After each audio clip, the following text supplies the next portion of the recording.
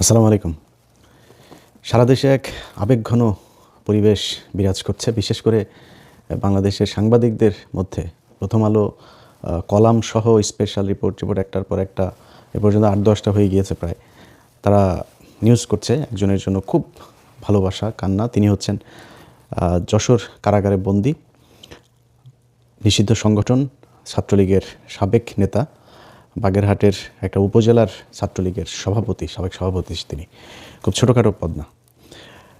তো তিনার যে ঘটনাটা ঘটেছে, আপনারা আগে শুরুতেই একজন মানুষ হিসাবে, মানবিক মানুষ হিসাবে প্রথমে এই সাদ্দামের যেই ঘটনা আমরা দেখেছি, কারাগারের ভেতরে গিয়ে তারপরে তার ছোট শিশু সন্তান এবং তার স্ত্রী 22 বছরের অল্প বয়সেরই মেয়ে, তারা দুজনই আত্মহত্যা করেছেন এবং অর্থাৎ মহিলা সম্ভবত বাচ্চাটাকে মেরে তারপরে তিনি হয়তো ফাঁসি দিয়েছেন। তবে আমি আমার ছোট করে একটু বলে রাখি, সেটা হচ্ছে যে এটা আসলেই কি ঘটেছে সেখানে, এটার পেছনে অন্য কোনো কিছু আছে কিনা, আওয়ামী লীগ নিজে থেকে এই ধরনের কোনো ঘটনা ঘটিয়েছে কিনা, কিংবা কোনো গোয়েন্দা সংস্থা ঘটিয়েছে কিনা পার্শ্ববর্তী দেশের, এগুলো আমার মনে হয় একটু হিসাব করে দেখা দরকার।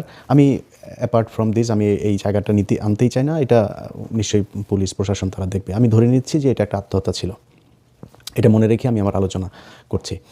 তো এই ব্যক্তির স্ত্রী এবং সন্তান মারা গেল। এই যে বাবা হিসেবে এত ছোট একটা বাচ্চাকে মৃত অবস্থায় জেলখানায় দেখা, এটা খুবই মানবিক একটা ব্যাপার। এটার জন্য আমি তার পরিবারের, তার স্ত্রীর সন্তান তা তো নিশ্চয়ই সে নিষ্পাপ, এবং তার প্রতি আমার ভালোবাসা আমি জানিয়েই আমার বক্তব্য শুরু করছি।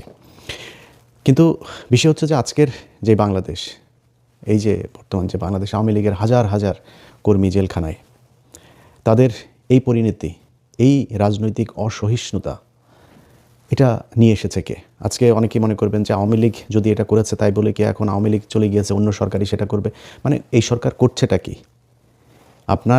আমরা এটার আরও কঠোর অবস্থানে যাওয়ার পক্ষে। এই জন্যই আমার ব্যক্তিগতভাবে আমি সরকারের সাথে আমার এত সমস্যা, এগুলোর কারণে তারা বিচার করে নাই ঠিকমতো। যেই সংগঠন, আপনি যদি এই ছেলের, এই যে সাদ্দামের ফেসবুক পেজ, সেটাতে যদি আপনি আইডিতে যদি যান, তার আইডিতে এই যে 25-এর আপনার মাঝামাঝি সময়েও সে যেসব পোস্ট করেছে, প্রকাশ্যে সে মিছিল করছে। তুই তো নিষিদ্ধ সংগঠন, তুই এই দেশের সরকারের আইন ভঙ্গ করে তারপরে তুমি মিছিল করতে পারবে না। অনেকেই বলছে তাকে কেন, তার কি অপরাধ, তাকে জেলে রাখা হয়েছে কেন? সে মিছিল করেছে, এর মাঝখানেও মিছিল করেছে। সে কদিন পর ওই যে তন্ময় হেলাল, তাদের সাথে, তন্ময় হেলালেরা কারা? এরা সন্ত্রাসী, এরা হত্যা মামলার আসামি, পলাতক। তাদের এগুলো নিয়ে তারপরে সে ফেসবুকে ওপেনে এগুলো করেছে। তো তাকে জামিন দেবে কীভাবে? আমি যদি মনে করি যে তার কোনো দোষ নাই, ধরে নিলাম, আমি যতটুকু তার এলাকাতে খোঁজ নিয়েছি, প্রচণ্ড উগ্র এবং মাদকাসক্ত এবং সন্ত্রাসী কার্যকলাপের সাথে এই সাদ্দাম জড়িত। অনেক মানুষ আছে এখনও নাকি তার কথা শুনে, তার কথা মনে করে আল্লাহর কাছে দোয়া করে যে আল্লাহ বাঁচাইছো এর হাত থেকে আমাদেরকে। এত ভয়ঙ্কর লেভেলের এই সন্ত্রাসী ছিল এই সাদ্দাম। তো তারা ধরে নিলাম সে খুবই নিষ্পাপ, নিরীহ, তার কোনো সমস্যা নাই। দল হিসেবে যারা মনে করেন যে আগের সরকার এরকম করেছে বলে এই সরকার এরকম করবে, তাদের কাছে প্রশ্ন, দল হিসেবে এখনও ঘাড়ের উপর নিঃশ্বাস ফেলছে আওয়ামী লীগ। প্রতিদিন তারা আওয়ামী লীগ এই ভারত থেকে, বিভিন্ন দেশ থেকে তারা হুমকি ধামকি এগুলো দিচ্ছে। তারা ক্ষমা চেয়েছে? এই যে 15 বছর যা করলো, এটার জন্য তো ক্ষমা চাওয়া উচিত ছিল। ক্ষমা চেয়েছে? ক্ষমা চায় নাই। তাহলে আপনি মাফ করবেন কাকে? যে ক্ষমা চায় সে এখনও হুমকি দিচ্ছে। তারা এই সাদ্দামের ফেসবুক পোস্টগুলি দেখেন না, দেখা হবে এই সেই হাবি জাবি, বিশাল হুমকি। মানে বাংলাদেশে কোনো সরকার আছে এটা সে মনেই করে না, এরকম একটা ভাব নিয়ে সে এগুলো করতো। ওপেনে ঢাকা শহরে এসে সে মিছিল করে। তাদেরকে আপনি ক্ষমা করবেন কীভাবে? তারা মাপ চাক, তারা পুরো সংগঠনগতভাবে যে আমরা মানুষ হিসাবে ভুল করেছে, আমরা আর এই ভারতের সাথে মিলে এইভাবে মানুষ মারবো না, আমরা এটার জন্য ক্ষমা চাই। ক্ষমা চেয়েছে? ক্ষমা চায় না। আপনি মাপ করবেন কাকে? এখন মূল পয়েন্টে আসেন।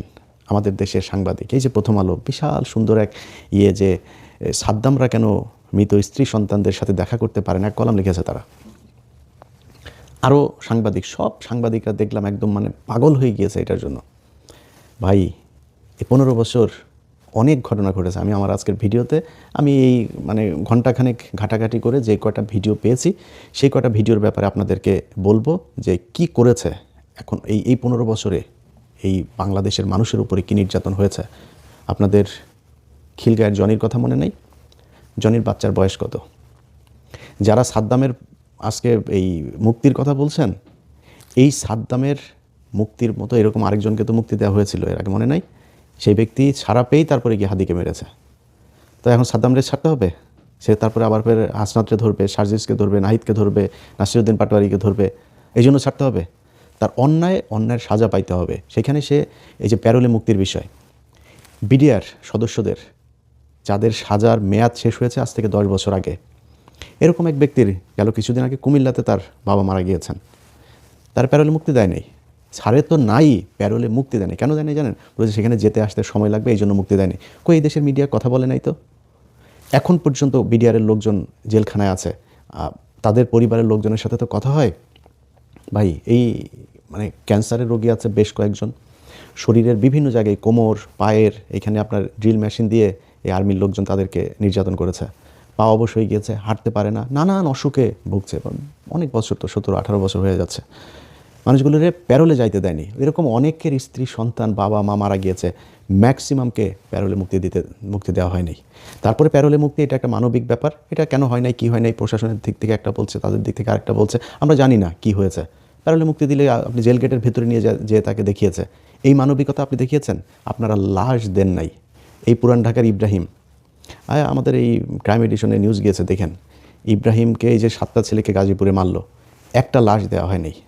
লাশ আনতে গিয়েছে, তাদের স্বরাষ্ট্রমন্ত্রী নিজে বলেছেন যে যারা লাশ নিয়ে বেশি করবে তাদের পারিবারিকভাবেও তাদের ব্যাপারে খোঁজ নেওয়া হবে এবং তাদের ব্যাপারে ব্যবস্থা নেওয়া হবে। চিন্তা করেছে আরেক ছেলে আছে, ইব্রাহিমের বাবা চিন্তা করেছে আরেক ছেলে আছে, যাক আর বাদ দিলাম। তো তারা করে নাই, তারা লাশও পায় নাই। এখন লাশ খুঁজছে, জুরাইনে খুঁজছে, গাজীপুরে খুঁজছে, ঢাকায় খুঁজছে, নানান জায়গায় যে তারা লাশ খুঁজছে। এটা সেই বাংলাদেশ। এই দেশে মনে নাই এই যে সালাউদ্দিন কাদের চৌধুরী মারা গিয়েছে, মারা যাওয়ার পরে কবরে হামলা করেন নাই? এটা সেই দেশ। এই দেশে এই কাদের মোল্লাকে বানিয়েছে কসাই কাদের, শহীদ নিজামী তাকে বানানো হয়েছে, তিনি নাকি পাকিস্তানিদের এখানে নিয়ে মেয়ে সাপ্লাই দিতেন, হরিণ সাপ্লাই দিতেন। মীর কাসিম আলী, দেলার হোসেন সাইদি, যাদের হত্যা করা হয়েছে, এই পৃথিবীর এমন কোনো আইন আদালত যদি প্রমাণ করতে পারে যেই কথাগুলো বলে তাদেরকে ফাঁসি দেওয়া হয়েছে, হত্যা করা হয়েছে, এই বিচারিক হত্যাকাণ্ড যদি প্রমাণ করতে পারে, তাহলে হাতের চুরি পরে তারপরে ঘুরব। মানুষগুলোকে মারা হয়েছে, একদম ঠান্ডা মাথায় হত্যা করা হয়েছে ভারতের প্রেসক্রিপশনে। মারা যাওয়ার পরে আজকে জেল গেটে বাচ্চাকে কোলে নিয়ে যায়, এটা দেখে যাদের খারাপ লাগে, সেদিন জেলখানার সামনে আমি নিজে উপস্থিত ছিলাম। এই কাদের মোল্লার ঘটনার দিন তার লাশের গাড়ির উপরে জুতো দিয়ে এই ঢেলা দেওয়া হয়েছে, জুতো ছুঁড়ে মারা হয়েছে, মিষ্টি বিতরণ করা হয়েছে লাশের গাড়ির সামনে দাঁড়িয়ে। পরিবারের মানুষগুলোকে লাশের গাড়িটার সামনে পর্যন্ত যেতে দেওয়া হয়নি, গাড়ির উপর জুতা মেরেছে। এটা সেই বাংলাদেশ। এই বেশি দিন হয় নাই খালেদা জিয়া মারা গিয়েছে। খালেদা জিয়ার মৃত্যুর জন্য এই দল দায়ী। জেলখানার ভেতরে তো স্লো পয়জনিং করেছেই, তারপরে তার চিকিৎসাটা পর্যন্ত নিতে দিতে দেয় নাই। যেই সময় তিনি জেলখানায় নিয়ে যাওয়া হলো, তারপরে যদি তাকে চিকিৎসার জন্য যেতে দেওয়া হতো, বাঁচতে পারতো তো। আল্লাহ যদি হায়াত লিখে রাখতেন, আপনারা সেই চেষ্টা করতে দেন নাই। খালেদা জিয়া দেশের বাইরে গিয়ে কী করতো? খালেদা জিয়া কি তারেক রহমানের চাইতে বেশি পাওয়ারফুল, বেশি শারীরিক শক্তি তার? সে গিয়ে আপনার সরকার উৎখাত করে ফেলতো? আপনি দেন নাই। তারপরে একটা ছেলের কথা আমার খুব, ওর বাবা মা যেভাবে কান্না করেছে, শিবিরের একটা ছেলে মারা যাওয়ার পরে ক্রসফায়ারে তাকে নিয়ে মারা হয়। এই দেশে ক্রসফায়ারের নিউজগুলো কিভাবে হইতো জানেন? ক্রসফায়ারের নিউজগুলো হয়তো শিবিরের সন্ত্রাসী, শিবিরকে বানানো হয়তো ডাকাত, জিহাদি নাশকতার প্রস্তুতিকালে সেখানে যাওয়ার পরে বাংলাদেশের গণমাধ্যম নিউজ করেছে এইভাবে যে তারা পুলিশের উপর গুলি করেছে, পুলিশ পাল্টা গুলি ছুঁড়েছে। নিরীহ মানুষ। মুফতি হান্নানের কথা মনে আছে? এই আজকে যে প্রথম আলো কান্নাকাটি করে, এই প্রথম আলো নিউজে মুফতি হান্নানের ফাঁসি হয়েছে। যদি মুফতি হান্নানের ন্যূনতম 21শে আগস্টের ঘটনার সাথে যদি কোনো সম্পৃক্ততা থাকে, আমি এটা নিয়ে কাজ করেছি, আমি জানি, যদি কোনো সম্পৃক্ততা থাকে, আল্লাহর কাছে বেহেশত চাই না। মৃত্যুর আগে আল্লাহর কাছে বলে রাখলাম, যদি এটার সত্যতা থেকে থাকে, এতটুকু ঝুঁকি নিয়ে কথা বললাম, কতটুকু কনফিডেন্স থাকলে তারপরে এই কথা বলতে পারে মানুষ, একটু চিন্তা করে নেন। ঠান্ডা মাথায় খুন করা হয়েছে। এই প্রথম আলোর লোকজন, এই সন্তোষ শর্মা, এই ডেলি স্টারের লোকজন, 71, সময় টিভি, এরা সাথে থেকে তারপর পুলিশকে দিয়ে ঠান্ডা মাথায় এই দেশে আলেম ওলামাদেরকে হত্যা করা হয়েছে। এটা সেই দেশ। এই জুলাইয়ের ঘটনার সময়, জুলাইয়ের ছোট ছোট বাচ্চাগুলো, একটা বাচ্চা বাসার ভেতরে আপনার হেলিকপ্টার থেকে গুলি করে মানুষ মেরেছেন, এটা তো সেই দেশ। হাদির সন্তান ছোট না, জনির বাচ্চা ছোট ছিল না, তখন মনে ছিল না? আজকে যেই পত্রিকা এটা নিয়ে এত মানবিক নিউজ করছেন, এই পত্রিকার একটা নিউজ দেখতে চাই শিবিরের ছেলেপেলেদেরকে। এই যে শিবিরের সাবেক সভাপতি দেলোয়ার, শিবিরের সাবেক সভাপতি শফিকুল ইসলাম মাসুদের গর্ভবতী স্ত্রী, তাকে পর্যন্ত নির্যাতন করা হয়েছে। পায়ে ধরে, পুলিশের পায়ে ধরে পড়েছিল যে আমার সন্তানটা নষ্ট হয়ে যাবে, আমাকে মেরেন না। এইটা সেই দেশ। আপনি এই যে জেল গেটে যেতে দেখেছেন না, জেল গেটে তো গিয়েছে, জেল গেটে ওখানে কেউ জুতা মেরেছে, জেল গেটে কেউ ছাত্রলীগের বিরুদ্ধে মিছিল করেছে, মিষ্টি বিতরণ করেছে, আপনারা লাশের সামনে দাঁড়িয়ে থেকে তারপরে নৃত্য করেছেন। এটা সেই দেশ। সারা দেশের সব মিডিয়া, সরকার, প্রশাসন সবাই মিলে এটা করেছেন। সেই দেশের মানুষের আজকে এত মায়া, মমতা, এত আবেগ, এই আবেগ আমরা এত সহজে ভুলে যাব না। ইউটিউবে সার্চ দিয়েন, খুব বেশি দূরে সে শেখ মুজিবের মতো আমাদের ইতিহাস বই পড়ে পড়ে তারপর মানুষকে বুঝাইতে হবে না। সব চোখের সামনে ভিজুয়াল মিডিয়াতে আমরা সার্চ দিয়েন আপনি যে শিবির নেতাকে, খালি লিখবেন ইউটিউব অথবা ফেসবুকে যা লিখবেন, যে সার্চ করবেন যে শিবিরের নেতাকে ক্রসফায়ারে হত্যা, অন্তত 1-150 পাবেন।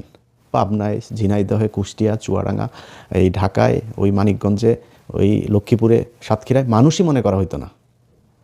এদেরকে মনে করা হয়তো এদের মারলে কোনো বিচার হবে না, এদের নিয়ে কোনো নিউজ হবে না, কোনো কিছু না, এই সুযোগটাও ছিল না।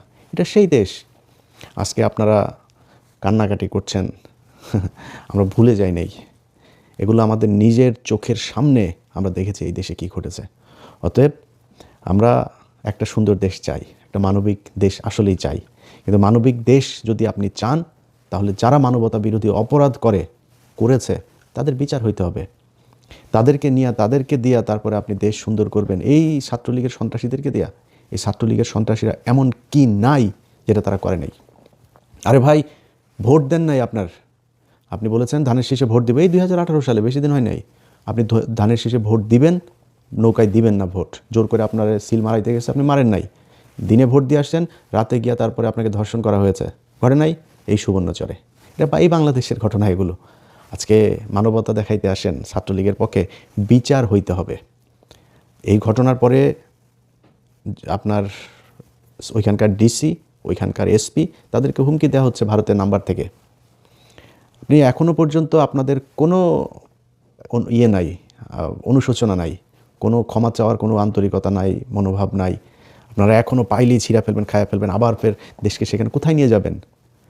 একজন আলেম সকালে ফজরের নামাজ পড়তে যাবে, তার মাঝখান থেকে ধরে নিয়ে ক্রসফায়ার দিয়ে মারে বলবেন যে জঙ্গি নাটক, জঙ্গি হামলায় মারা গিয়েছে, বোমা বানাইতে যায় মারা গিয়েছে। সেই দেশ সেখানে নিয়ে যাবেন?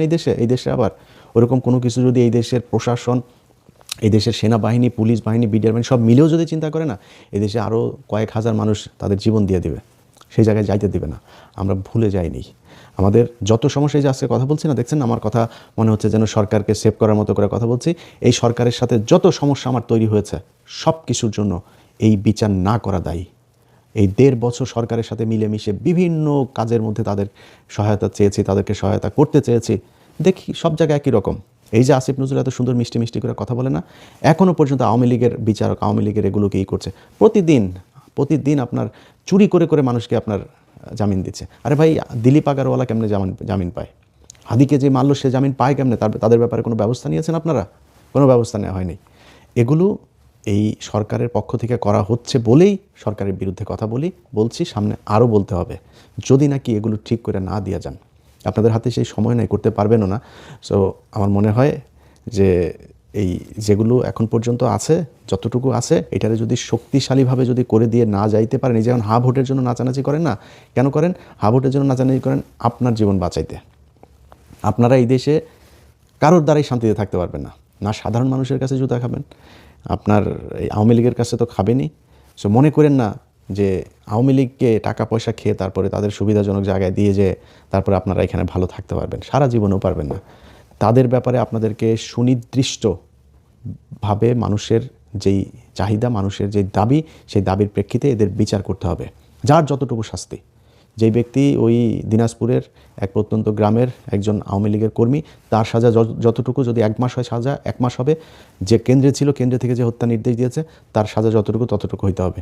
কিছু লোকজনের সামনে রেখে এই যে সময় টিভির একজন সাংবাদিক, ওর নাম হলো মাহবুবুর রহমান, নাম বলে জেমসন মাহবুব। তো ওরে প্ল্যানিং এডিটর বানানো হয়েছে। তো প্ল্যানিং এডিটর উনি এই কিছুদিন আগে মুজাম্মেল বাবুকে ভারতে পাচার করছিল, মানে পাঠিয়ে দিচ্ছিল। ওর বাড়ি ওই ময়মনসিংহের ওদিকে, সে সীমান্ত ওই দিক থেকে তারা পাঠাচ্ছিল। সেখান থেকে এই মুজাম্মেল বাবুর সাথে এই জেমসন মাহবুবকেও ধরা হয়েছিল। ধরে তারপর তাকে ছেড়ে দেওয়া হয়েছে, যেহেতু তার নামে মামলা ছিল না। সেহেতু তাদের সহযোগী, তাকে প্ল্যানিং এডিটর বানানো হয়েছে সময় টিভিতে। এই বিএনপির লোকজন এই টেলিভিশনের দখল নিয়ে তারপরে সেই 5 হত্যা মামলার আসামি জুবায়ের, এই অ্যাডভোকেট কামরুলের ভাগ্নে, তাকে বসানো হয়েছে এখানে।